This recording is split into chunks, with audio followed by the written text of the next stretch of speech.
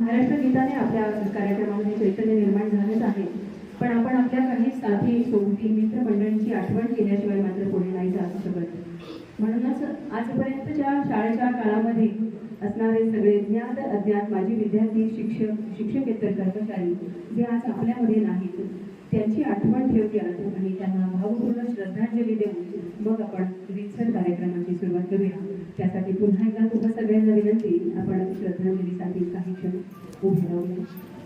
काही ज्येष्ठ शिक्षकांना उभं राहता येत नसेल, बसून केलं तरी हरकत नाही। वाटलं नव्हतं इतक्या कमी वेळात ही श्रद्धांजलीची वेळ येईल।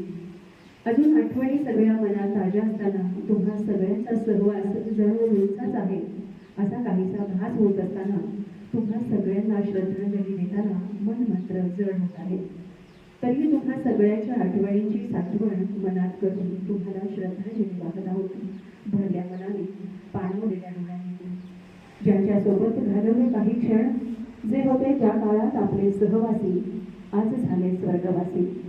अनंताच्या प्रवासात गेलेले, अनंतात विलीन झालेले आपले काही आदरणीय शिक्षक, शिक्षकेतर कर्मचारी, काही विद्यार्थी, मित्र मैत्रिणींची आठवण ठेवून सगळे एकत्र वाहू त्यांना श्रद्धांजली। मनात आठवून सारं क्षण आणि मनातूनच करू त्यांच्या आत्म्यास दिव्यत्वाचं औक्षण। ती सारी मंडळी अनंताच्या प्रवासात जिथे कुठे असतील तिथे देऊ त्यांना विश्वास, त्यांच्या आठवणीचा सदैव स्मरणात राहण्याचा।